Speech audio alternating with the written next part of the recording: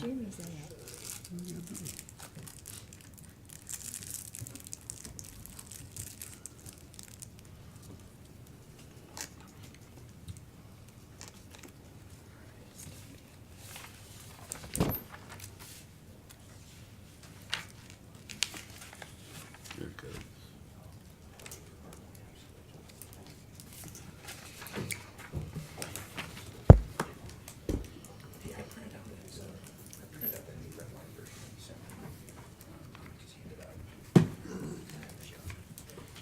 Yeah, I printed it. What you sent me was red line. You said is this the red line? You meant. If I hit, it, or if I hit, except I'll change it. Okay, I just wanted to make sure. Yeah, it's the same one.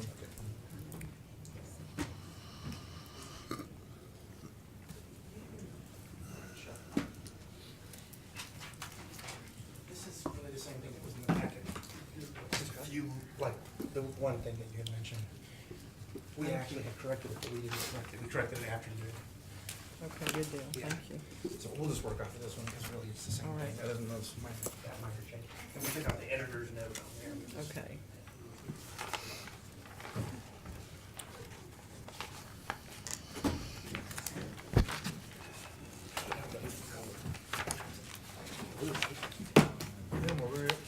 Kim, are we ready to go? Yes, sir. Are we live, do you know? Yes, sir. Can you all hear me? Oh, just the numbers. Okay. I want to welcome you to the December the 19th work session of the Abingdon Town Council. And I want to thank each and every one of you for coming out to attend our meeting and participating in our government. It's very much appreciated and it's very much needed. Kim, would you call the roll, please? Mr. Bradley? Here. Ms. Quetch? Here. Mr. Webb? Here. Ms. Patterson? Here. Mayor Craig? Here. The first item on the agenda is public comments. When I call your name, if you'll come forward to the podium and state your name and address, please. And if you can, please limit your comments to 3 minutes. The first speaker is Mr. Walter Jenney.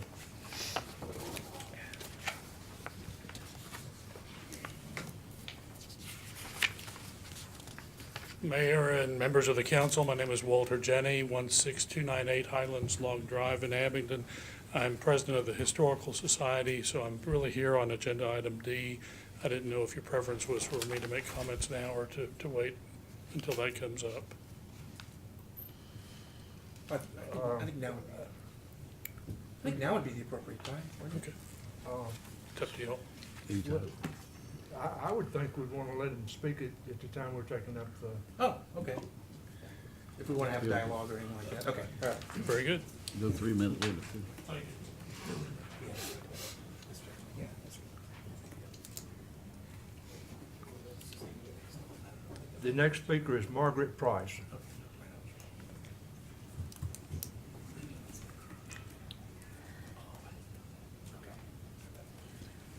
Good afternoon, ladies and gentlemen.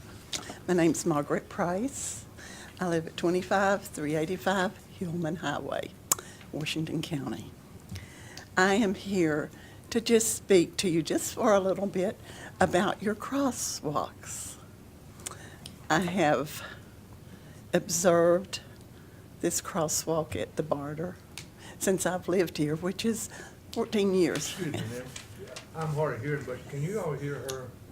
Okay, we need some help with the microphone. Sorry. I'm not loud. I can be really loud if you want me to.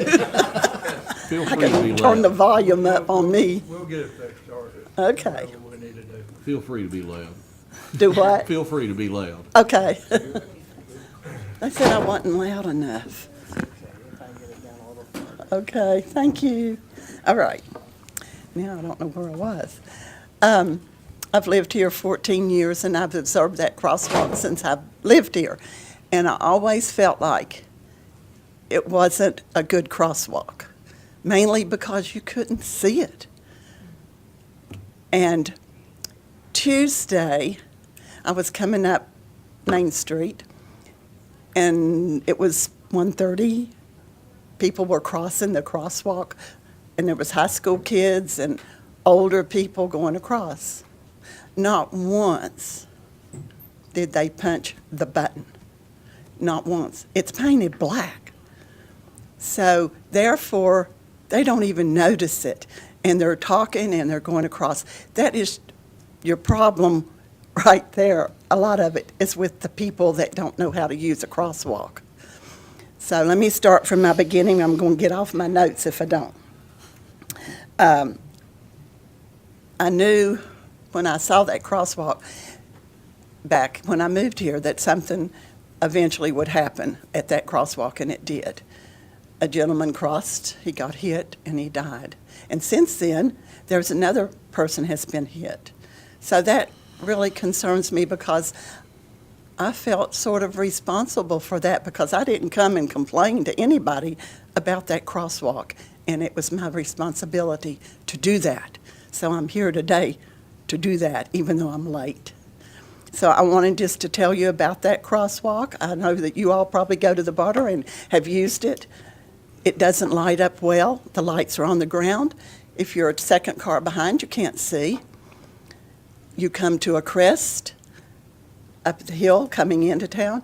The lights from the cars, if you're at night, they hit you in the eyes. You can't see. The sun blinds you. There's a lot of reasons there that crosswalk isn't good. So we really need some fix-it to it.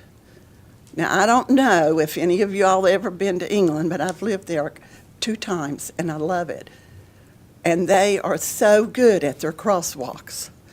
They have posts that they call zebra crossings, and it has big white lights on the top. It has buttons. You come up to the crosswalk, you press the button, and it starts making this really loud noise, and the lights start flashing. You know it's your turn to go across. Don't step in that crosswalk if it's not doing that. So we need something that catches people's attention, that is a crosswalk. Be careful and obey the rules. We as pedestrians know that sometimes we jaywalk. That's not good either. Looking around town, I have driven up and down Valley, and I did this from Russell Road to about where the funeral home is out through there, and then from Walgreens up to the crosswalk up at Pecan, up that way, a little bit further. There are a lot of crosswalks that aren't fixed, and 3 of them really, the crosswalks that they have done up on coming out of Hillman Highway and going down Thompson, super good, really good. They got lights, they got buttons, they're good. You come on down and you get to the courthouse hill, and that's a busy place. There is a lot of pedestrian traffic there. There is nothing. Unless you step out in that crosswalk road, on the road, there's no light. There's not even signs telling you to watch. That's the only way the traffic will sometimes stop. Sometimes they don't. They just keep going. So you have that to contend with. Another one, which is really not very good at all, and that's from the hardware restaurant across to the jewelry store. That just has a sign in the middle of the road and a yellow sign way over here saying pedestrian crossing. You can't see those things because cars are parked on both sides of the road, and this is another one that you have to step out in the road, and hopefully somebody will stop and let you go across. These are major crosswalks that really need a lot of help. I don't know if you've been like me riding up and down the road looking at all the places that need paint on the road saying this is a crosswalk. There's a whole lot of places that do. A lot of the signs that for pedestrians crossing, you don't notice it because there's a whole bunch of other signs there. So if the driver is driving down through there, you have only a split second to see these signs. So you have to have things that jump out at you and say, this is a crossing for people. Take care, be careful. So that's just why I came today, because I was concerned about the people that come. We have tons of tourists that come to this town, and that just the incidents that we've had here in the last month affect our tourists that come, because they think, well, that city's not safe to walk in. Not because you get beat up or something, but because you can get hit by a car, and that's even worse. So I just ask you to look into this matter and see if we can't make Abingdon a safer place to walk, because we do have a lot of pedestrians and a lot of places to cross the road. So, and I'll be glad to help you. Anything I can help you do, I will do that for you. Thank you all so much for your attention. Thank Thank you, Ms. Price. We appreciate you coming forward. Yes, we and, do. I hope you won't feel any guilt for Thank you. not coming forward sooner, but we appreciate what you've done Thank now. you, sir.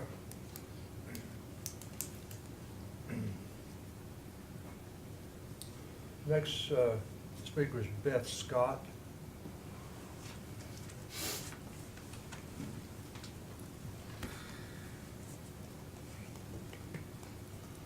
Good afternoon. I've never done this before, but I'm up here for two different reasons. Obviously, oh, Beth, would you please state Beth your Scott, address? 21553 Carol Jane Lane, Abingdon. Thank you. Thank you. Of course, with my uniform, I am a barter employee, volunteer. I have been for 10 years. I ditto everything this beautiful lady just said. It has really affected the Barter family, and we are just beyond words, and hope y'all will get a resolution to this crosswalk quickly, very, very quickly. I've even been hearing people say, well, we're not going to come to the Barter anymore. We're scared. I personally do not park in the parking lot across the street anymore. I won't do it. I'll park along the street here. I can't tell you what it does to us at the Barter. So we don't want that situation to impact the Barter at all. So, but my soapbox for the day is I am a mother of one child. I was a mother of two children. My daughter passed away 4 years ago. She was 42. She had spina bifida. She was born in 1972. Back then, there were no teenagers with spina bifida because they didn't live that long. I was, with my red hair, bound and determined, stubborn. She was going to have as much of a perfect life as she could, okay? Raised her to be extremely independent. She was the first physically challenged child in our school district to go to the regular middle school and high school instead of going cross town to a physically challenged. This was in Atlanta, Georgia, by the way, not here. But in saying all this, to be independent, not to rely on anybody. She lived by herself in Atlanta, worked at Target for 22 years. You took away the handicap parking out in front. Where is it? She could not come to the Barter and enjoy the theater. Let's say she's still alive, by herself, and park way up at Smith Theater if it's raining, and try to get herself down here and safely across the street into the theater. I'd like to challenge all of you, but I'll challenge one of you to do what I made her brother do when they were having sibling battles and rivalries. I made him sit in her wheelchair for a day. And I said, Jenny, you get out, you sit on the sofa. You go find a handicap parking. You spend a day in a wheelchair. You just try it. It's a whole different perspective, people. it's a whole different world. I'd love to see the handicap parking return out in front. Perhaps 2, 3, 4 spots. There's not one handicapped person in this town. There's a gazillion handicapped people. Let's not keep them from attending the barter independently, on their own. I do challenge you. Sit in a wheelchair. And thank God you do have 2 legs that work.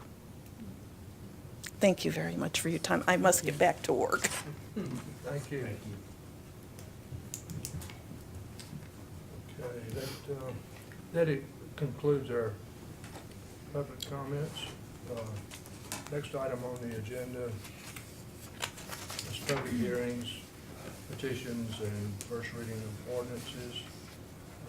We have a public hearing regarding a sublease of property between the town and the Historical Society of Washington County Incorporated. Mr. Moran. Yes, this is a lease agreement that is being proposed by the Historical Society for a business venture that would like to locate in the facility, in the building.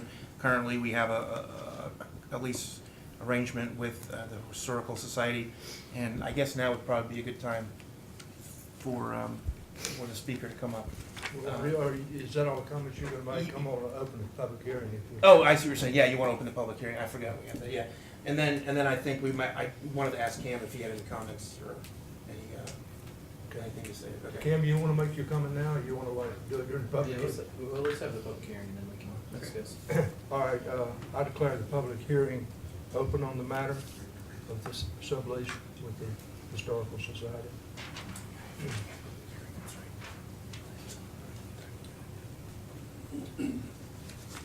Please state your name and address, please. Walter Jenny, 16298 Highlands Log Drive in Abingdon. I'm president of the Historical Society, and with me today are Martha Keys, the immediate past president, and Charles Seaver, who is our secretary treasurer. As most of you know, we do have a lease for the depot that expires in about 22 months. We have bought the new facility at Russell and Maine and have transitioned our operations over to the new facility. So at this point, the depot is pretty much for storage. We've been moving property out of it and liquidating property there, and so it is now on the verge of being vacant. The opportunity for this bicycle operation came up. Michael Wright, who operates in Damascus very successfully, and we've had discussions with him and worked out an agreement. The gist of it is basically we would assign our rights and interest in the depot to his company for the duration of the 22 months until it expires. And at that point, if the town desires to enter into an ongoing lease from that point forward, the town can do so on whatever terms you and Mr. Wright work out. But at least as far as our interests now, we would be turning over under this agreement our interests and responsibilities to that property, excuse me, to Mr. Wright's business, and allow them to make investments and improvements to the depot to accommodate the bicycle shop and related activities that he wants to open there. We think it'd be an ideal addition to the Abingdon community, the Abingdon downtown.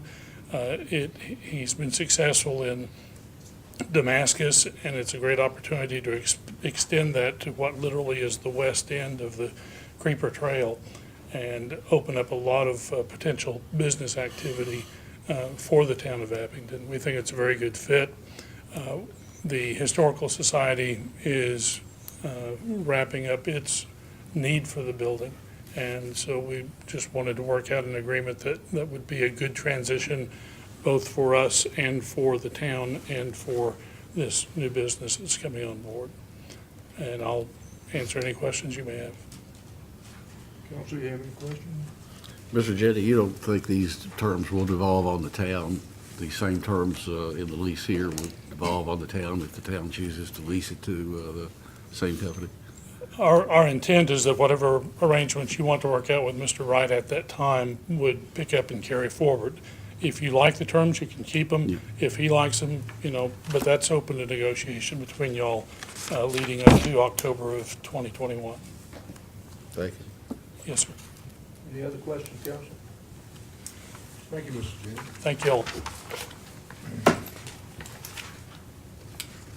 Any other speakers on the, Tanya, do you want to speak? Oh, okay. No more speakers? Cam, you want to speak? I will. The operative document is an assignment of the existing lease, so all the things that are in place, and there are some things that we've looked into regarding the property that I'm not sure are accurate as to restrictions on the property from the railroad and other things, but they're in the lease between us and the Historic Society, and so they bind the new lessee anyway. There's some references, this might be what you're talking about, Mr. Bradley, there's some references to the ticket office, and there's some references to 300 feet around the building. We did some title work on that, and I think that there were some older structures that no longer exist that maybe were referenced in some older deeds, but I'm not sure that's accurate. But in any event, it still applies to this assignment. So if you look at the new document, it talks about an assignment and a sublease. That's kind of semantics, rent or lease or whatever, basically the same thing. But the gist is, for the remaining term, the Historic Society is just assigning the existing lease to this new tenant. They're subject to additional terms under the sublease between the Historic Society and this new entity, but all the other restrictions would remain in place. The Historic Society can only lease out, assign or sublease the rights that they have for the extent that they have it. So when that expires, then there'll be no rights for anybody, and so either we'll renegotiate a lease with this entity or someone else. Fantastic. But it allows, as Mr. Jenny says, the Historic Society to get a little bit of money to go towards their new facility. It enlivens this space, which has been empty for a while, and seems to be a pretty symbiotic relationship between the new business and where it's located in the Creeper Trail. Okay, thank you. And can I jump in? And the reason why we're having to approve this is that It's it's required per the lease agreement, any assignment, right? Or I'm sorry, any sublease. Well, it's technically under the statute, same statute that we've had public hearings on before, Summers Office, et cetera, 15.2, 1800, if we're disposing of any property, we have to have a public hearing. Semantics again about whether we're actually disposing of it, since there's already a lease that we're just assigning, but just for belt and suspenders purposes, I figured we might as well have a public hearing and discuss it. So that's why. Are there any other speakers on this matter? We have to. If there are, come forward, please. Okay, I declare the public hearing closed. I understand that there's no second reading required, is that correct? No. Okay.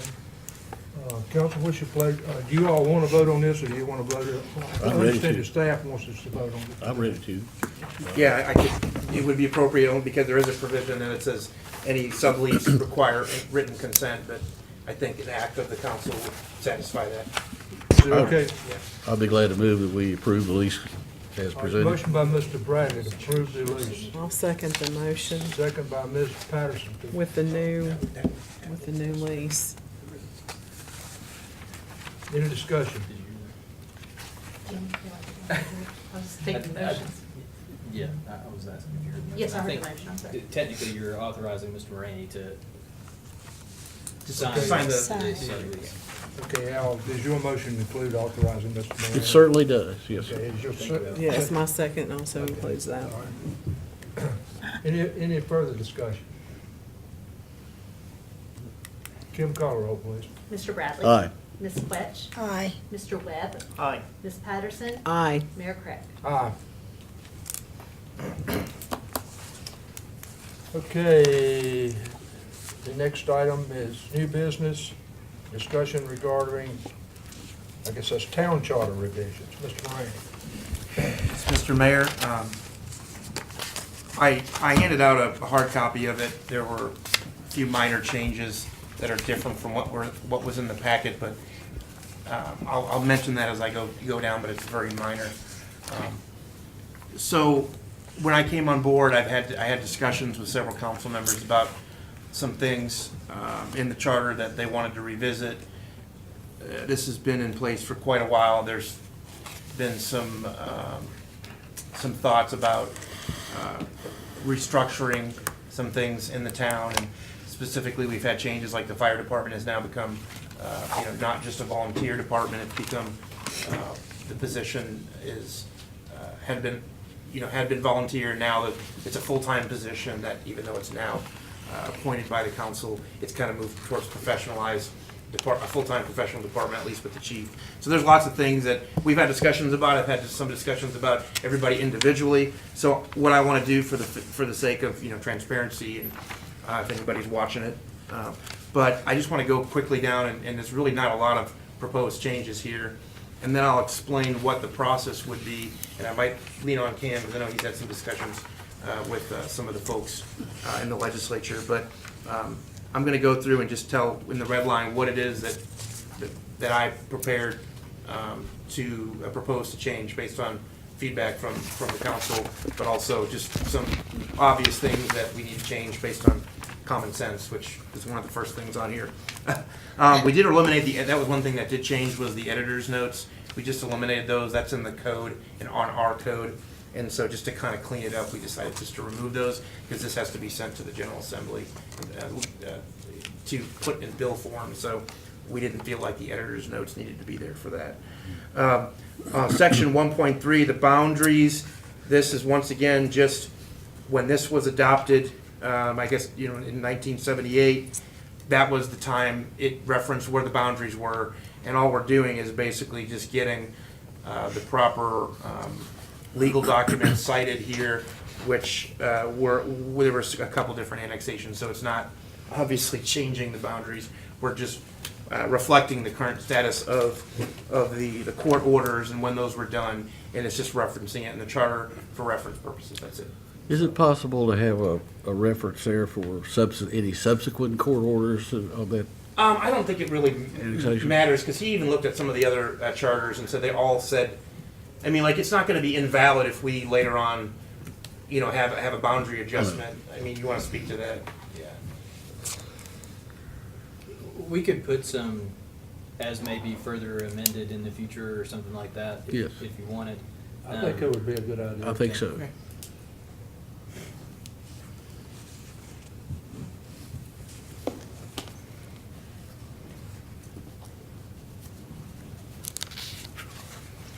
Okay.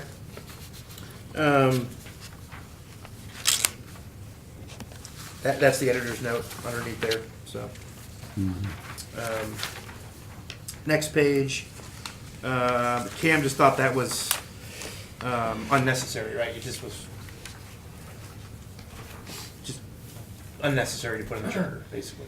Right. Section 2.1 already has a general grant of powers, and there's some specific ones in 2.2. All those references are outdated anyway, and I just, not necessary to say that we have additional rights other than they say all the rights, immunities, powers, and privileges under the law. I don't think that we need to list specific ones as well. Because they're in the state Particularly statute. since they're not, the ones that are listed there aren't valid. The code references have all changed. Right. Next change, like section 3.1, we changed to council members. Although grammatically, I'm wondering if it should be 2 words instead of 1, but that'll be a separate discussion on that with the attorney. Since I'm a pretty stickler for grammar. It's probably accepted both. Editor's note was deleted, so, okay, next page, editor's note, council members, editor's note, same editor's note. So let's get down to section 4. So on these pages aren't numbered, but it's starting in section 4.1. We changed council member.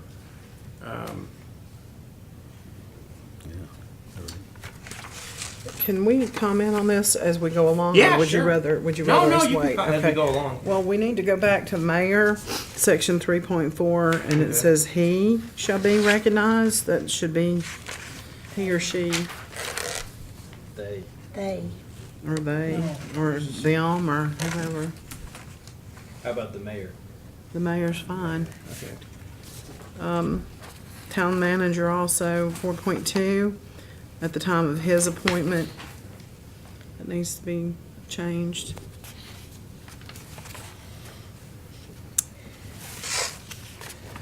That's something else.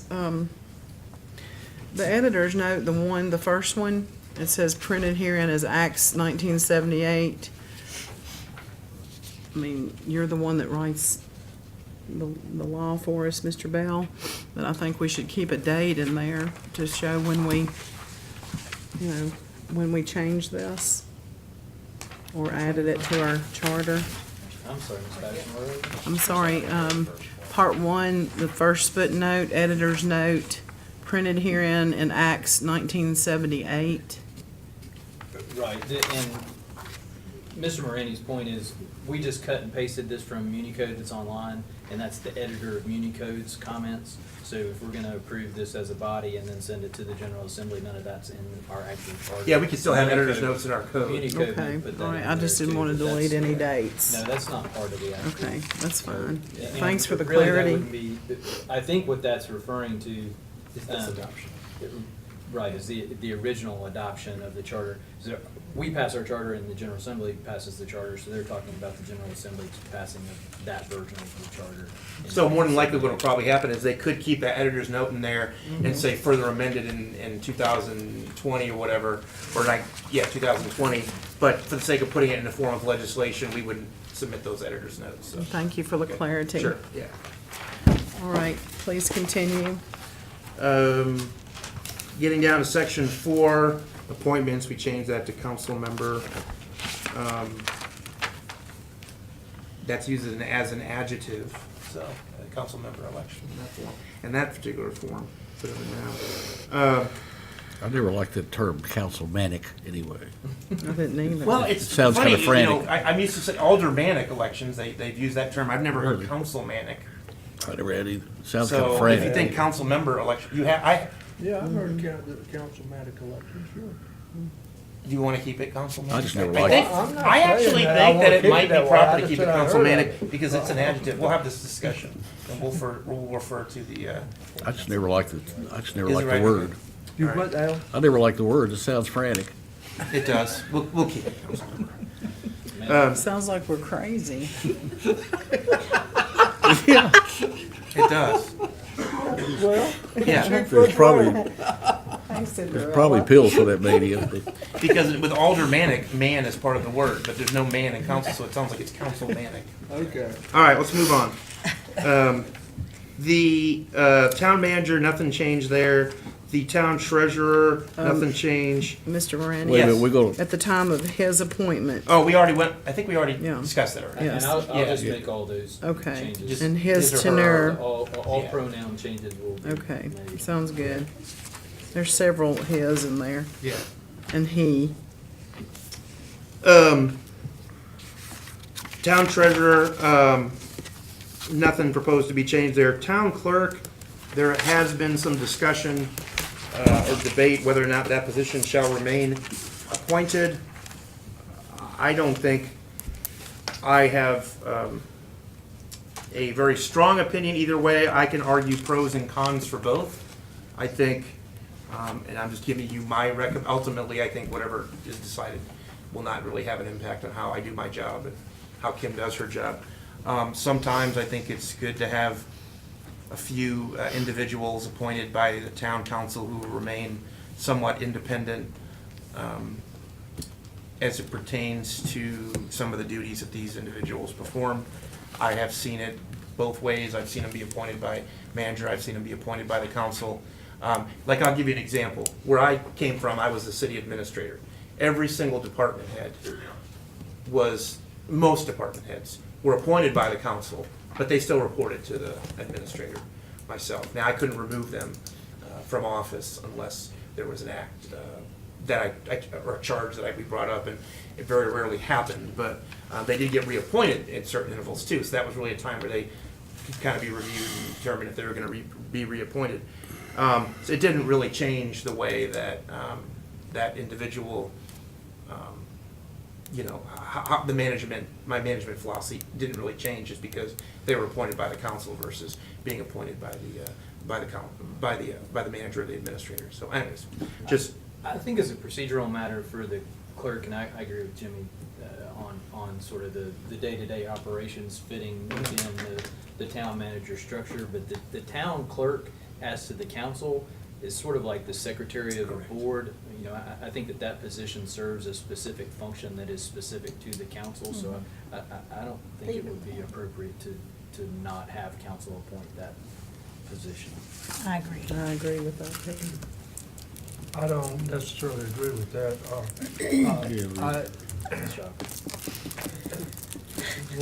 I just want to say that we have had problems with council employees being, council appointments being the responsibility of the town council to supervise, and there's been some unfortunate circumstances surrounding that. So I think we really ought to think long and hard about what we're doing here today, in light of Well, that's our still, previous experience.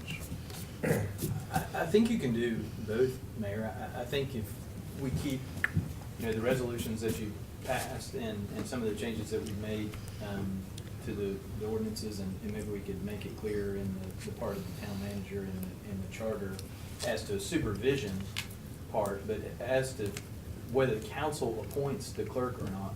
I mean, let's say that you don't appoint the clerk, then the town manager appoints the clerk, and the clerk is the one who's Let me ask you recording this, official documents. can we have a closed session to discuss the legalities of certain things surrounding this? We could have a closed session for you to get legal advice from your Yeah, lawyer. I would like that.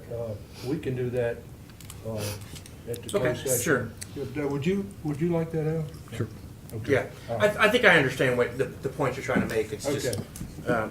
that's why that was an unanswered question that I left it, by default, I left it where it was at, just because that's what the current charter says, but it's gonna be up to you whether you wanna change it, so. Okay. So we'll go back to that one.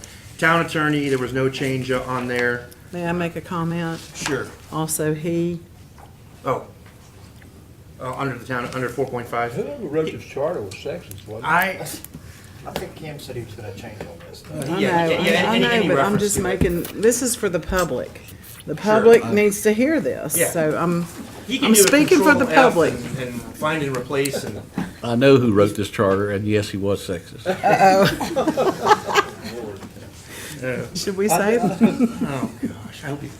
should we say something like that? I don't think so. Okay, so, yeah, Cam can do a word search and replace any reference to the. Okay, so I don't need to point that No, out no, anymore, you're- okay? he's- But I he's just good. wanted to do that for the public, because they That's fine. can't, I think most people do understand that, like, I know it's important to a lot of people. When I write things, I use he or she, but when you write a lot of legal documents and stuff, they'll say, hey, the use of the masculine pronoun means, him or her, so, All right, section 4.6, this is where we've deleted section 4.6 and 4.7 just related to the fire department. It looks like Al Bradley has a. No, it's fine. Oh, it's okay. And the reason, as stated, was that now that it's no, and I asked the chief this, and I said, why is it that it was like this? And he explained, well, it was the volunteer department, and you can correct me if I'm wrong. He said that I guess the membership used to vote on the chief, and then basically the council just affirmed that, or maybe that's not how it happened way before. But well, his father was chief, so I'm sure he knows what he's talking about. But I think as a formality, they just had the council appoint the chief. But now that it's full-time position, the department's been more professionalized. I think that's why. so we're gonna omit that. We'll just- We we will just not- strike that. We won't, the council will council no will not longer appoint the fire appoint the chief. fire chief, nor Correct. will they appoint the assistant fire chief then. Is that Correct. correct? Yeah, any office. Right now, the way it reads is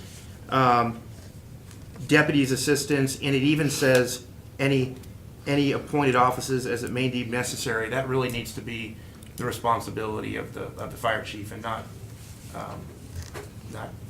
the council, or quite frankly, not even me. I mean, So see, when you said that speech the other night at the fire department. Oh, it hasn't dinner, changed yet, though. You know what? We're not kidding. We're not gonna be voting him in anymore. So see, you're, When it it came was to pass. When it was a volunteer fire department, they chose their own officers, and the town council just blessed them. It was just a Oh, yeah. formality, right? Yeah. Yeah. So why bother? Okay. Well, I think that makes Yeah. perfect sense. And further down, we did some remuneration, and there was section, the reason why we took out deputies, assistants, and what is now the new section 4.6 is, I'm trying to remember why we took that out. I think we did because the way I looked at it is, the only people that the council is appointing are the officers. And so that's why I thought maybe it wasn't appropriate to have deputies and assistants in there, since really we're only, any appointed person is considered an officer, municipal officer, is that really the term? Well, that's referring to bonds, so I think we're Right. just saying that an officer is the only one who could execute a bond. We had deputies, assistants, and doing bonds before, or, I guess I that's guess? something Okay. Do we have a resolution by the council that requires that, Kim? Is there like an ordinance or something in the book that said, it says officers and it says deputies, assistants shall execute such bonds as may be required by resolution? Currently, right now, who executes those? Usually town manager and then the treasurer also signs Okay. off on bonds. so- Okay, all right. That might just have been in case somebody was out of town and something needed to Okay. happen that immediately, but it seems probably Whoever unnecessary. uses it. Aren't the ladies up front who handle the money, aren't they bonded too? Well, they're covered under our, they can't really bind the town, since they're not in a position of authority like I am or the treasurer is. And so, usually if something were to happen, we have insurance that covers Right. that wrongdoing or anything like that, yeah. I'm trying, okay, so we'll move on. Section 4, what is the new section 4.9? That just seemed redundant because it's a pretty broad statement. The council may, in its discretion, appoint such boards and commissions as it deems necessary, period. We don't need to say including the Board of Zoning Appeals, because that is one of the boards and commissions. So why not just list all of them? So I'm all about getting rid of redundancy, so. Good. Jurisdiction, there's the other editor's note, chapter 6, I think that was it. And everything else that you see in the bold that was stricken, just like we had a discussion earlier on Cindy's comment, those are just editor's notes from the editor of the Media Code Corporation, and some of those might end up getting back in there based on the preference. Some of these probably are even unnecessary, but that's it, and we'll discuss that other item in closed session, I guess. Does anybody have any other comments, or? I think it's fine, the way you got it. I Okay. think it's fine. With And I'm gonna with some changes in the Yeah, sexist and let me provision. explain the process, that's one thing I forgot to do. Yeah, that's what I That's what I was gonna do, yeah, thanks for reminding me. So, I actually had sent a very rough draft of this, and I think I explained that in an email I might have sent out to everybody. I would talk to a legislative assistant for Representative Pillion, and he had given me a deadline of when the House will accept bills in draft form for introduction prior to the General Assembly kicks off. Then when General Assembly is convened, the session is convened, they can take additional bills, but it goes against their limit on how many bills they can introduce. So I wanted to send him something based on, Cam and I had reviewed it, and we knew there was nothing in here that we hadn't already heard from individual council members on things that we would like to be changed, knowing that we could still change it down the road. So I sent this to him in early December, just so they could get it in the queue. And then since that time, Cam's been in discussion with one of their, I think it was one of the staff attorneys there. Is that who it was? Okay. About some language, and they were discussing some of the legalities of the charter, and I think that was when you guys were talking about the annexations and other. Was there anything you want to add to that? I've never been through this obviously here, but obviously the bill's introduced, and we will have to adopt, based on what they told me, they want to see some sort of a resolution. So in January, we'll just adopt a resolution recommending this or an ordinance, however you want to do it, you think we should do it. And then basically that gives them the green light to have the legislator formally put it through a reading or whatever it is they have to do, so. Right. All right, council, do you all want to place this on the January agenda for? Absolutely. Yes. Okay. The question is, do we need, if it's just is it gonna be a resolution? It's a resolution, I mean, we're not passing the legislation, the General Assembly is, so it seems like it could just be a resolution to submit to the General Assembly, and it didn't take multiple readings or anything like that. Okay, all right. Do we wanna do a public hearing? Probably do a public hearing then, so maybe we'll do it as a public hearing. Just to be Okay. transparent. Well, we can vote after the public hearing. Yeah, correct. No, absolutely, yes, that's what I meant. We can put it on as a public hearing, it's probably a good idea, yeah. Okay, we done with that item, Jimmy? I wish I didn't know this out. All right, the next item is discussion and approval of board and commission revised application, Mr. Lane.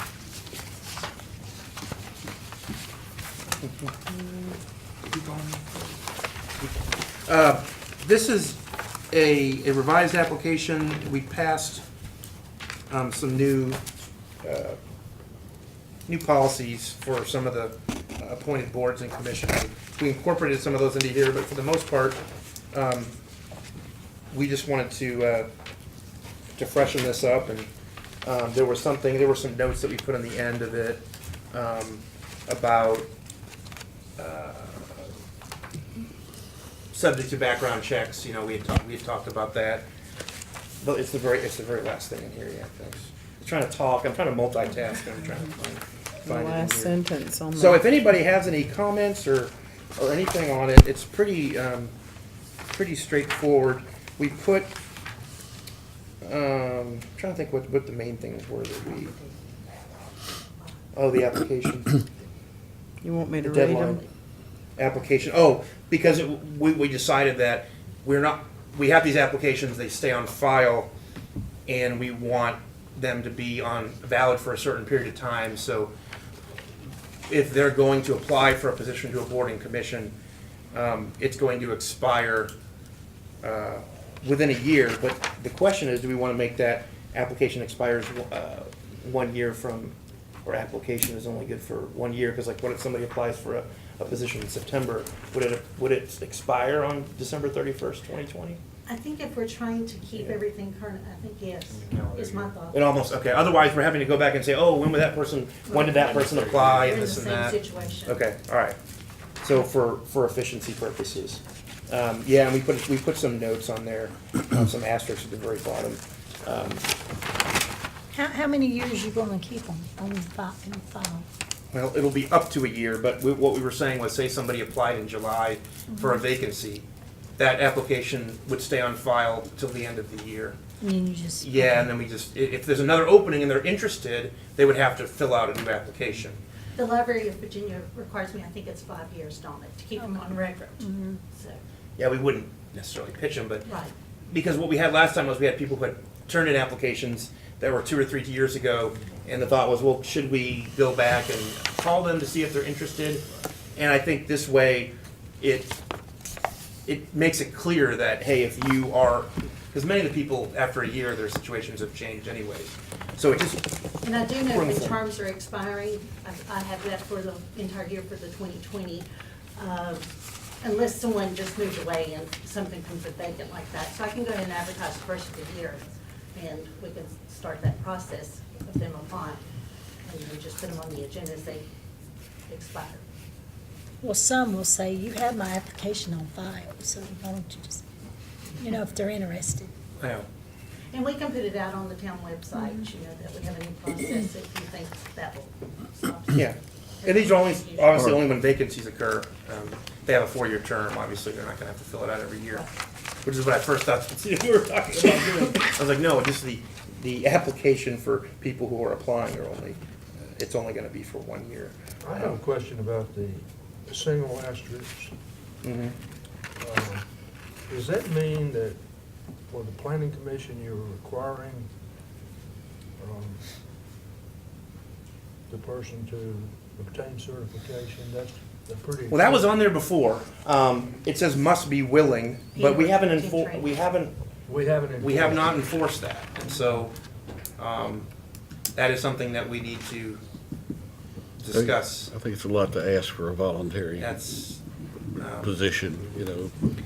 I mean, we- It's a lot to ask for somebody that's doing something on a voluntary because basis. you have to go and travel, don't you? Yeah, we have in the ridiculous. past, and, Well, I would hope that that would change, you know, with technology the way it is, we can train anywhere.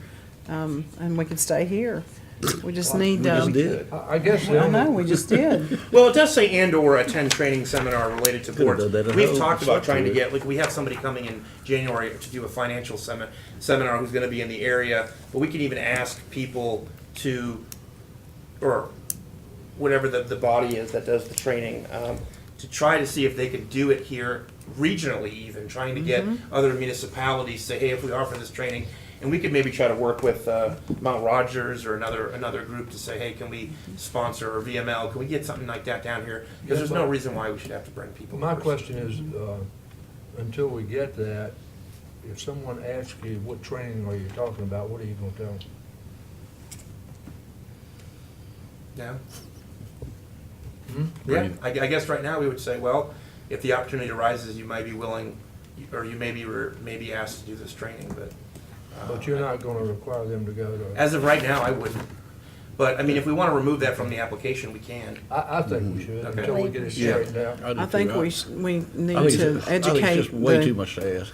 It is a Yeah. lot to Yeah. ask, but I will say this, the planning commission, in my opinion, I think that there should be education there, because it is a really important, position to be in. Well, I absolutely agree, you know, I went through the certification myself, but let me tell you something, it is an arduous task. It is, Yeah. books and I think- books, but Why still. why don't we say this? I think the Why don't town we say can't this, afford Wayne? that. Could we say may be require, or no, wait, let me think about that. Yeah. I don't want to remove that entirely, because I want them to know that there could be at some point How about- some expectation, but I want to make it We could decide mandatory. on some in-house training or something Yeah. like Oh, that, yeah. but let's That'd be good. decide before we Right. put something on the application that we don't understand. How about if you're breathing and got a pulse, we'll take you. Yeah. What'd you say about If you're the breathing and pulse? got a pulse, we'll take you. No, not in the planning commission. That's kind of what we get by. There are other commissions we'll pick people on that for. Let me come up with something that's a little bit more watered down, that still reinforces the training aspect. So if you're willing to consider that, All right. we'll revise that. But I understand what you're saying. We don't want to make the assumption that they're going to be required to do The something. form is okay with me, except for that. But I Okay. will say education is a beautiful Yeah. thing. I'd like to keep Or- some element of that on there if I could. Are all the boards and commissions listed back here? I know we've had some. Are all of them listed on here? or There's this- some old forms that don't have a lot of the boards on there, so Yes, sir, they should be. Yeah, okay. I'll double check. thank you. And some of them, like Historic Preservation Board, they are required, I believe, to, under the law, to do that training. Historic Preservation Board? I think so. Yeah. That's it. Yeah. Okay. Anything else on Yeah. that item? You got what you want to? Yeah, yep. Okay. Discussion regarding procurement procedures, Jimmy. Yeah, this will be pretty easy. So several times during the summer, we had discussed what we were gonna do with the procurement section of the code. You know, the Procurement Act has changed several times since the town has adopted this section of the code. And so there are some inconsistencies, which is one of the reasons why we were revisiting it. Another reason was to develop some more streamlined approaches, and there was sections in there about that it almost made it sound like that any professional services or any non-professional services would have to go through competitive negotiation, which is really inconsistent with the spirit of the act. So what we decided to do, we kind of had an epiphany when John came on board. It's probably the result of him coming on board that we solved this problem. I'm just making that up, it just came.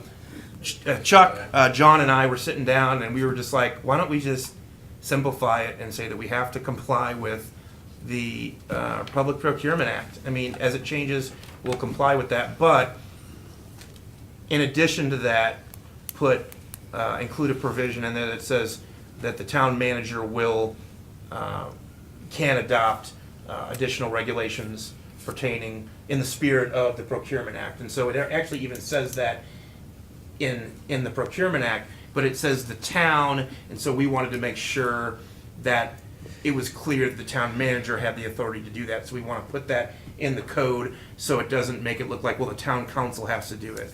And I feel like that's in the spirit of the act. And so we don't, when I come up with regulations or policies for small purchases, we don't want to have to run to the council every time. You know, we change the threshold from 4,000 to 5,000 or something like that. Just so long as the town council knows that we are following the Virginia Public Procurement Act, we'll develop administrative policies on how we handle smaller purchases and competitive negotiation. Is that pretty much what we decided we were gonna do, John? Okay, and You can be more restrictive than others. right, and we will be. We will be in the sense that we'll have policies in place that we've already talked about internally about how to deal with, like if you have a $40,000 or $50,000, contract, we want to get a couple proposals on that. We're just not going to take the first person that submits a proposal, or we're not going to just solicit one vendor or one contractor for that. Yeah. Even though the act says we can, which. Okay, Jimmy, does this require council approval? Not yet. I just wanted to tell you what we're gonna do before we bring it to the council in ordinance form, but do you want to add anything to that? If you look at our ordinances now, it's disjointed and similar to what we've been going through the charter, it's outdated. And so rather than any time that the legislature changes, then we can just have this general statement that we're gonna comply with the Procurement Act. But what it also says, as Jimmy said, is it allows the town to adopt written procedures that you will follow for a small purchase policy. So I think what Jimmy has in mind is council approves that the town manager can draft these small purchase procedures by which the town will comply, but that doesn't have to be that the council has to have 2 readings and vote on small purchase procedures every time. It'll just be consistent with the act. Okay. Good. All right, so that'll be on the, More than likely, it'll probably be in the first meeting in January. Do y'all It want won't to- take that long to draft the ordinance. y'all want to hear anything you don't like, or you want him to proceed with that? We're still gonna go through 2 readings on it, right? So if there's any comments you have after the first reading, like grammar or anything, then let me, we can hash it out in January. So we're pretty much going to follow the Virginia Public Procurement Act as may be further restricted by the town manager. I think it's fine. Yeah. All right, okay. I think it's great. Everybody all right? I'm Yeah, good. simple All sometimes right. is We're better. good. All right. Okay, the next item on the agenda is discussion of sanitary sewer infiltration inflow study. Mr. Davis.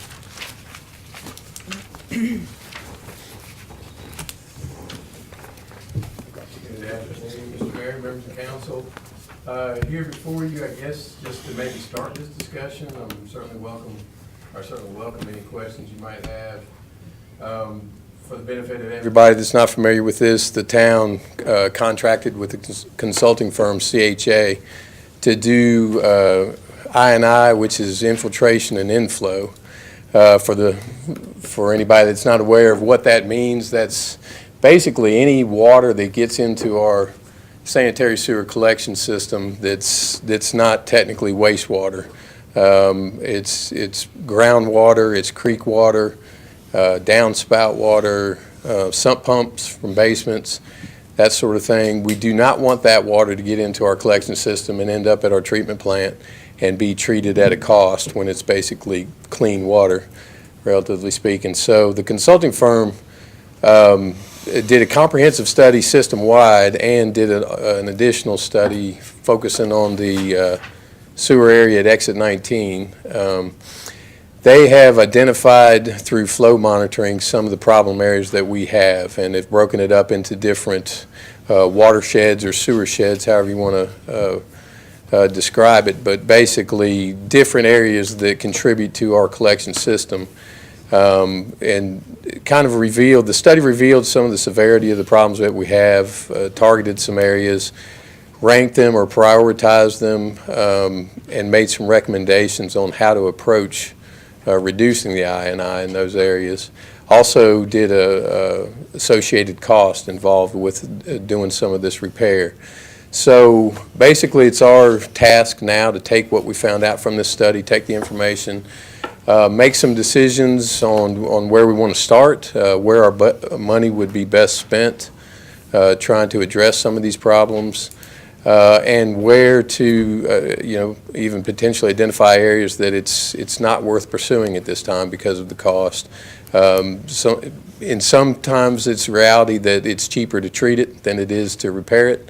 I think us as engineers and public works folks don't necessarily like to say that, but sometimes that is the reality. But where we are currently, after reviewing the study and its findings, we have identified some areas where we would like to start, and we think we have some spots, given discussions with our sewer maintenance staff, where we can utilize existing funds that we already have, start targeting some of the areas and hopefully get some really short-term benefits, while we also weigh, larger sewer shed wide improvements that will require additional funding that we have to apply for. So we're having meetings with the I&I committee to try to narrow that down and develop a strategy, and then also looking at pursuing low interest loans that are available to localities or municipalities to address those needs. So that's just a quick overview. I'm more than willing to get into it as specifically as you want. If you have any questions, the areas that we have identified that we'd kind of like to start with is there's a section of line along East Valley Street and Walden Road that has several manholes that are in need of repair, line replacement.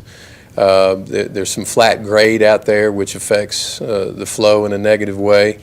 And then based on discussions with our maintenance staff as well, we've had some issues with a very key force main on East Main Street near the exit 19 area, that we'd like to address before VDOT starts their exit 19 interchange project, probably January of 2021. So we have identified those which I think are good short-term needs and improvement areas where we can certainly, I think, see some value for money spent in that area. So at this time, again, if you all have any specific questions or want to carry the discussion either way, just let me know. John, do we have emergency generators at all these pumping stations? We do have emergency generators. I think there's, I'm trying to remember the conversation with Mike Rourke about that the other day. There may be one or two that don't have transfer switches currently that do automatically switch them over, but we do have a system in place that alerts our staff when we do have a problem at the pump station so that they can go out and address them and, if need be, turn them over to generator power. Yeah. Okay. But I would, and I think the staff shares that as well, that we would like to get it eventually to where that is an automatic transfer. Yeah. I think that's necessary. Mm-hmm. I think I guess, put a good, since this is the season, put a good wrap on it, or bow on it. Our system was described as being in relatively good shape compared to other municipalities. So we do have work to do, no doubt about that, but in a relative sense, we are doing pretty well. And our plant, based on investments made in the past, is able to handle the higher flows that we do get because of this inflow and infiltration. So that is, I think that's good news, but we still, and I think we've become passionate about it recently, we still want to attack and address these I&I issues to improve our system. Good. Thank you. We do plan to talk, Mayor, we do plan to talk about this in more detail at the next work session in January. We just kind of wanted to give you an update, a quick summary, since we've had the report for a little while and we've already started initial work. And this I&I committee that John is referring to, it's not some prestigious committee. It's one that you know, we put a couple engineers that we have around here, and me, and some staff people, and I&I committee. I&I committee. It's not a very sought-after committee. They're all breathing. The That's meetings are very boring. You don't have any asterisks or anything we need to know No, about? the asterisk is like, I need to find a way to get out of this committee. That's what I need. They're all breathing. I'll second They're all that. breathing and have pulses, though. I just want somebody to come out of the meeting and tell me, this is what we need to do, Jimmy, and I'll say, okay. Thanks. That's my I'll job. take your recommendation, Yep. Mayor Craig and George John. made to do that. That's my job. Yeah. Yeah. No, it's very technical, it's very, very detailed. And the mayor has gone through the report a lot and has lots of opinions, as you know, he has lots of opinions. And has shared those opinions with our staff. Well, he's qualified. He is so- He's qualified. He is qualified. You said I'm qualified in doo-doo. I didn't So, no, say it's that. actually probably, there's a lot of work that's getting done, actually. So it's a very productive committee, but just one that I wish That's I wasn't on. Okay. Thank you. Any so other much. questions? Thank you, John. Anytime you have any But we will questions, be- please I let me know. I may In the have next questions later. but- Okay. but Thank you. All right. You just call me this thing, Okay, all right. He knows everything that's going on. y'all. I know everything. The next item is discussion regarding participation in Virginia Municipal League, Virginia Association of Counties Local Government Legislative Day in Richmond. Jimmy Moran. Yeah, this is one where Kim had asked me to bring to the council, and if there was any council member who was interested in going to this. Can you explain what this is, Kim, and what they do at this legislative day? Actually, I think you get Mr. Redley's left. Do you know this? Have you done No. it before? I have an opinion, but I won't offer it think The right they now. do. governor, I believe, speaks, is that correct? And he'll tell Yes, us. and we do have a program here, a proposed outline and things. It's definitely a very busy day on the 6th. You plan on going up on the 4th, because I think the first meeting's like at 8:00 a.m. There is a little reception afterwards, so I would suggest coming back on the 6th. It's in Richmond, and you do get to speak to some of the legislators and some different things. Well, after reviewing that Conflict of interest act. Colossal waste of time. Conflict of interest Stand training. up or yeah. sit down. Well, So if anybody, you don't have to say if you're gonna go or not, just, we wanted to bring it up and in this setting, let Kim know if you're able to go. I do plan on going. I think it'd also be good to interact with some of the legislators, especially if you have this charter thing in the queue. So I do plan on going, and just let Kim know, and she could take care of the reservation, so. and what is the date that if we have to cancel because of weather, that, you know, it's dangerous weather, inclement weather?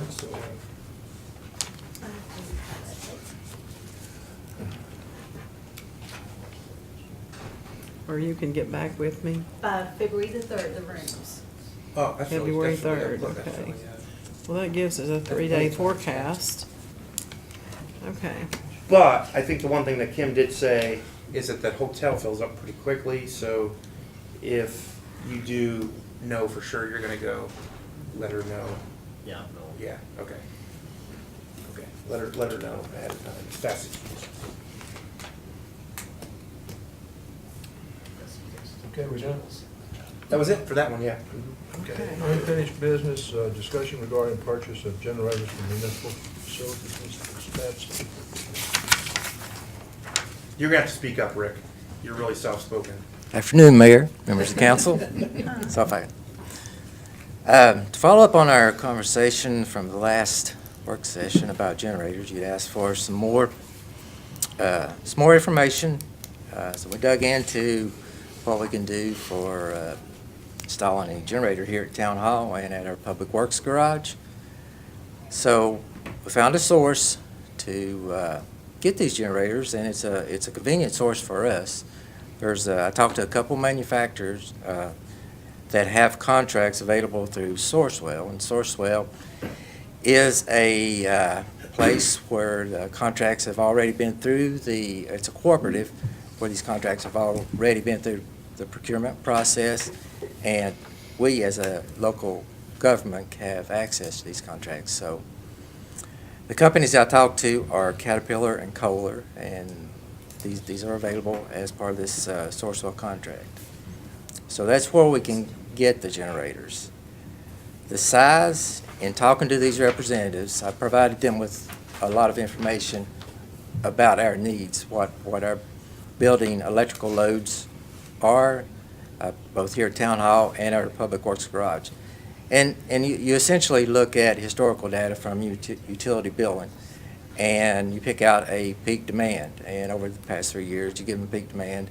That helps them in sizing the generator, along with, like here at Town Hall, we have a couple of large allowances we had to account for, and that being our elevator and our chiller.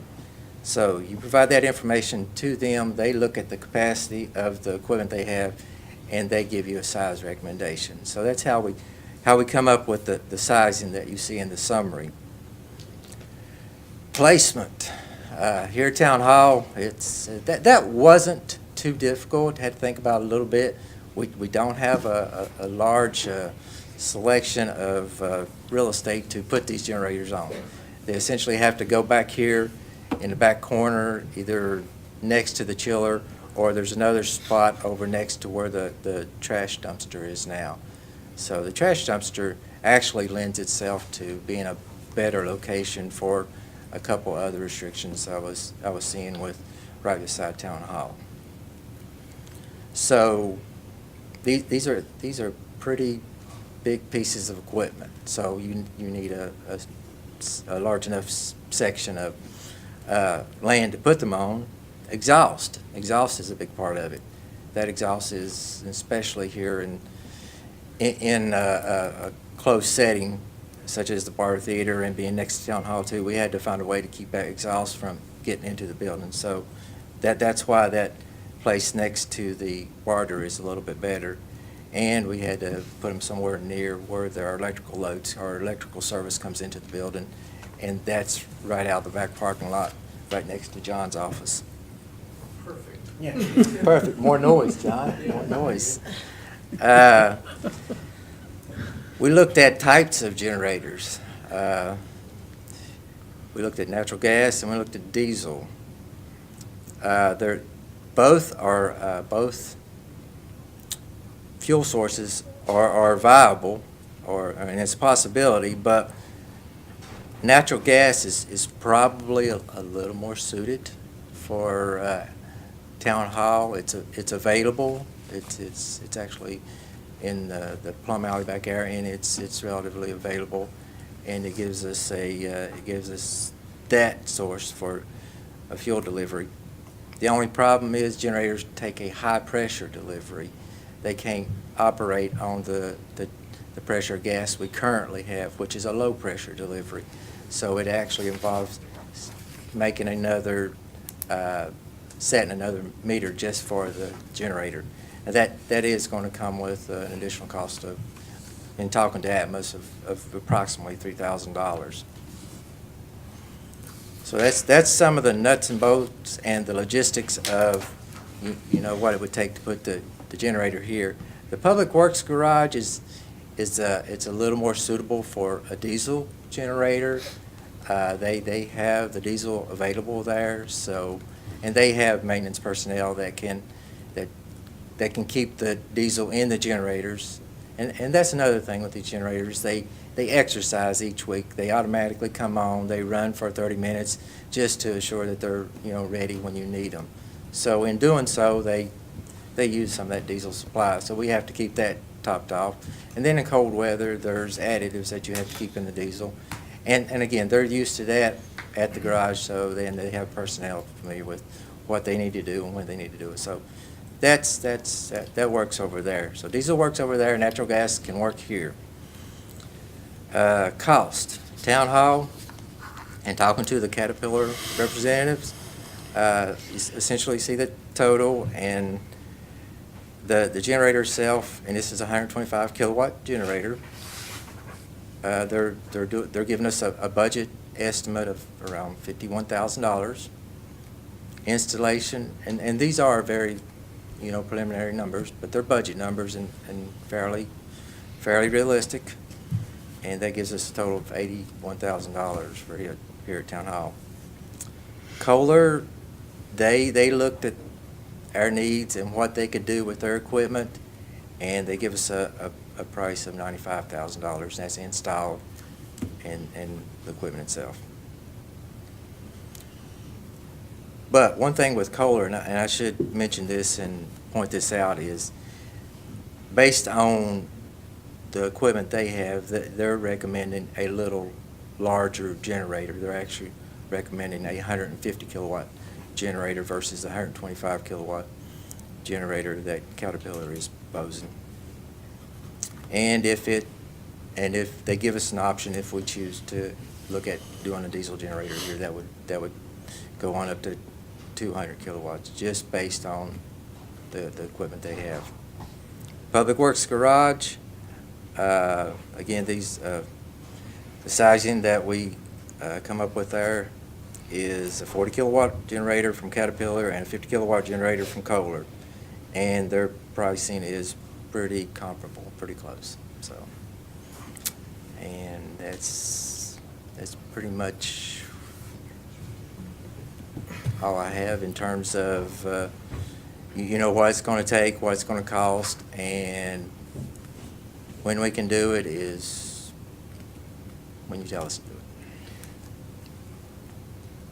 I have a question. Based on your research, would you have an opinion of what is the most reliable and dependable generator? The diesel generators have, and this is talking to the representatives, and they both expressed this, diesel generators are, they have more longevity. They're around longer. You can get more years of service out of them. But there's additional upfront cost with the diesel generators. They tend to cost a little more upfront. Caterpillar versus Kohler. Caterpillar versus Kohler, they're both reliable generators. They are. I wanted to talk to both companies in and especially the pricing, just to see if we was getting comparable prices.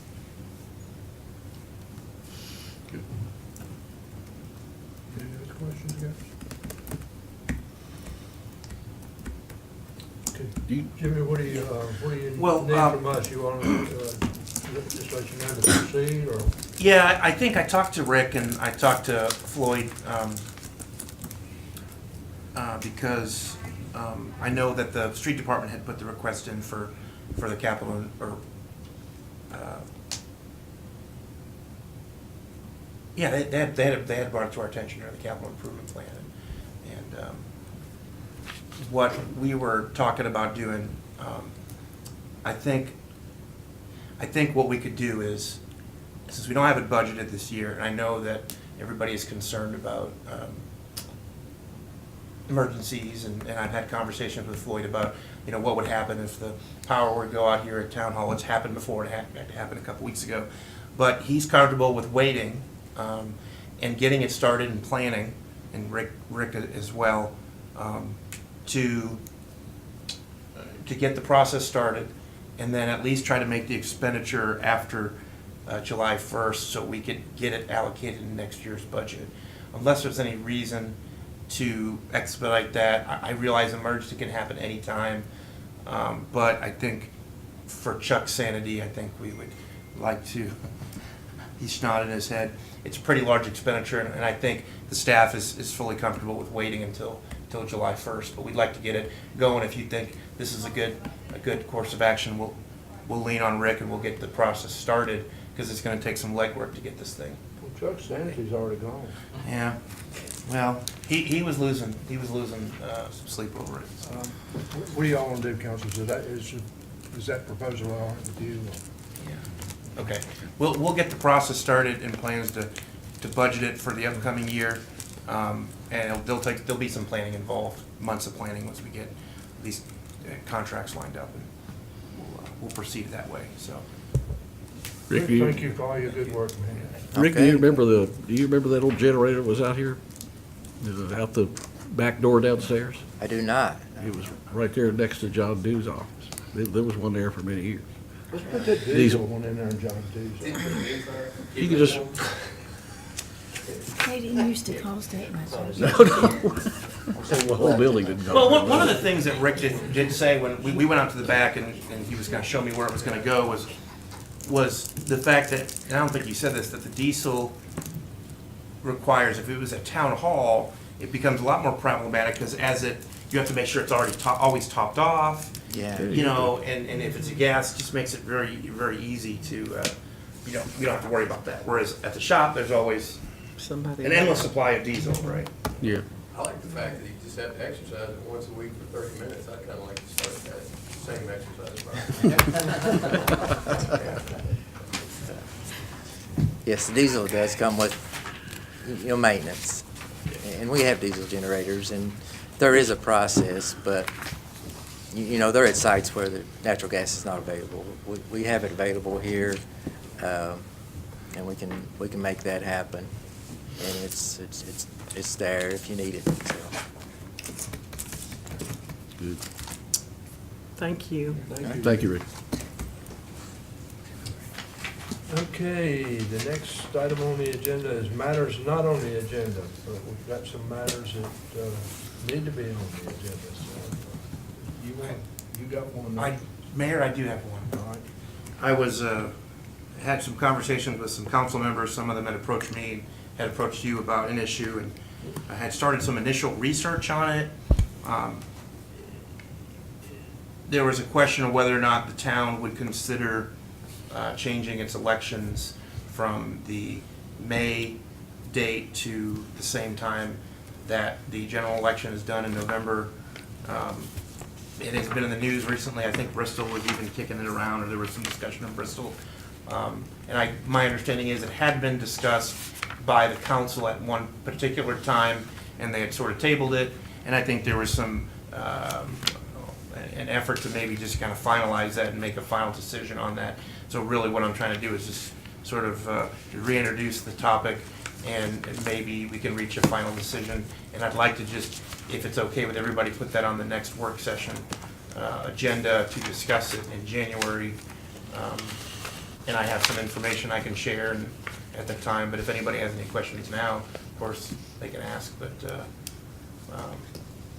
Doesn't that have, if we're gonna change it, doesn't that have to be done before the end of December? if it's gonna change, and the council wanted to do it, it would have to be done like now, and I think that's just too premature to do without any public input or anything like that. But there's a couple different ideas on the approach I've heard from some of the individual council members on whether or not we should maybe ask the voters, maybe do a public hearing. So there's a couple different ways we could do it, but I'd like to get maybe into a little bit more specifics at the next meeting, and just if it's okay with everybody. I just don't know if we're in a position to vote on it right now, especially since it wasn't an action item on the agenda. So for clarity, Yeah. if we're gonna have to act, between now and December 31st, that would mean, what election would that affect? 2020, 2022? If the council decided like today, which I don't even know if we could, but we can't. I don't think Or so. say the council called a special meeting for right after Christmas on December 30th and passed a resolution to change the election date. It could be done since it was up till January 1st. My understanding is, based on our research and talking to the election board, it would affect the next election in May. So it would push that to November. If we don't do anything until after January 1st, it wouldn't change it until the 2022 election. As far as change, if the council made a decision to actually change the election date. So really, we're looking at changing it. If we're gonna change it, it's not gonna be, if the council decided to do that, it wouldn't be until 2022. So if the two council seats would not be up for election till November, the two councils, I think everybody People- goes up for election if you change it. everybody would go up for election. Is that the It's- case? It's been a while since I've looked at those statutes, but I. No, you might be right. So all the council members would be up for change? In November, that means? In November? No, I don't think it's one. Yeah, I don't think so either. Yeah, I think what I understood was it just extended the term Well, that's what I was gonna talk about the next meeting, because we had some research, so Okay. I don't think we're in a position to make a decision right now on it. I think there needs to be some discussion in the public and have a more open process, so it's a pretty big decision. And so I recommend we put it on the Okay. next work session, okay? You And then okay? we can move towards a resolution. Everybody's okay with that? All right. Okay, the next matter on, the next item on the agenda is reports from council and staff. Any reports?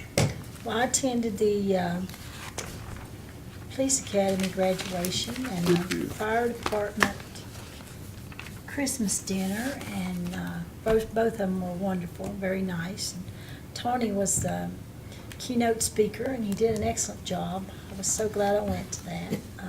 It was a blessing, and so was the Fire Department Christmas dinner. You know, they're just a big family, big happy family, so I enjoyed that also. And I've attended my meetings, and we had a finance committee meeting this morning, and so you are going to be able to hear more soon.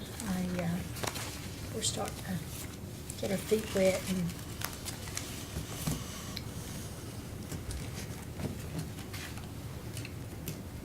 Okay, thank you, Donna. We really appreciate the work the finance committee is doing for this time. Absolutely. Thank you, Bob. Haven't you got anything? Cindy? I also went to the fire department dinner. I couldn't attend the police academy. I had to work that day, and I really enjoyed the fire department dinner and being fellowship with the fire department. It was wonderful. I'm working on, I contacted Teresa Sweeney. She's with the Montgomery Regional Solid Waste Investment Authority in Christiansburg, and I wanted to get more education on recycling and what Abingdon can do to recycle. And I really want to promote this and try to help it get its legs back underneath it. Is there everybody okay in there? Anyway, long story short, I've been working with her and talking to her and communicating with her and other people that are involved in recycling and what we can do to get recycling back for the Abingdon citizens. There's a company in Roanoke that does recycling.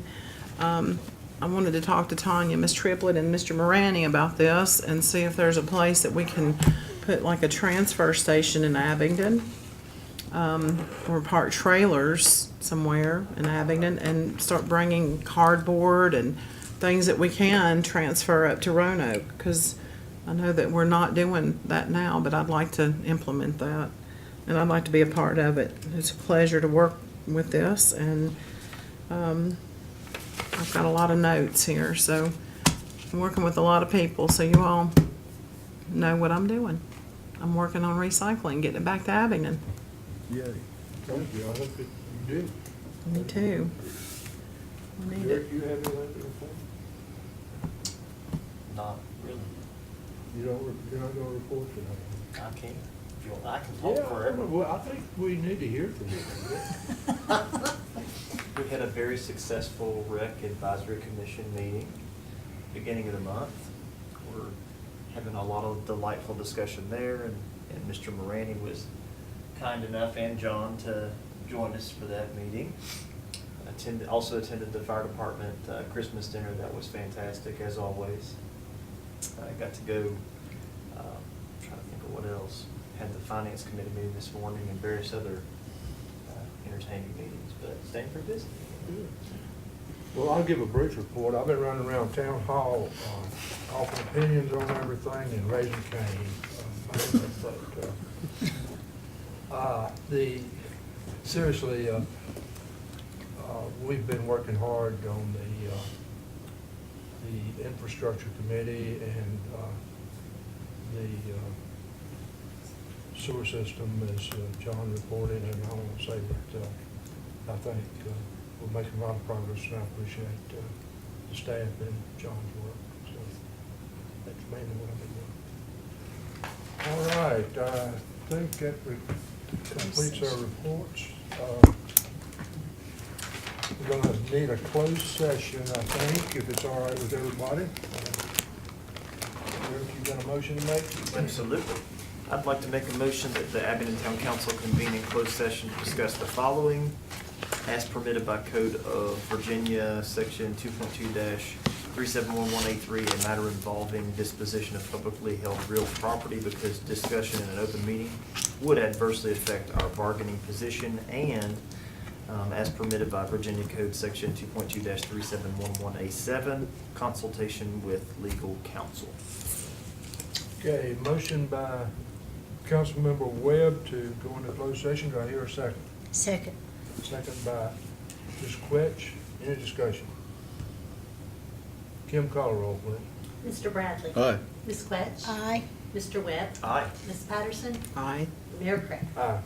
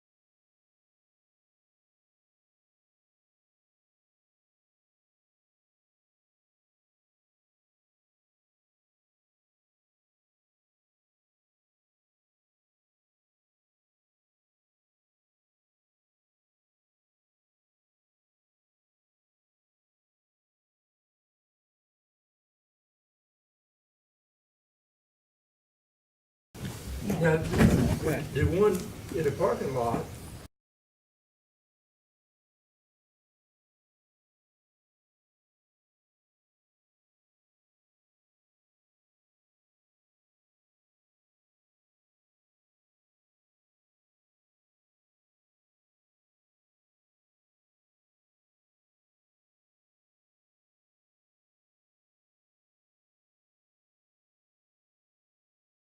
return to open session. Bless your heart. So moved. Motion by Mr. Webb to return to open Second. session. Second by Ms. Patterson. Any discussion? Kim, call roll, please. Mr. Bradley? Aye. Ms. Quetch? Aye. Mr. Webb? Aye. Ms. Patterson? Aye. Mayor Craig? Aye. All right, I'd like to read the certification. I move Okay. that the town council certify that in closed session just concluded, nothing was discussed except the matter or matters specifically identified in the motion to convene in closed session and lawfully permitted to be discussed under the provisions of the Virginia Freedom of Information Act cited in that motion. Mr. Bradley, do you so certify? I so certify. Ms. Quetch? I so certify. Mr. Webb? I so certify. Ms. Patterson? I so certify. Mayor Craig? I so certify.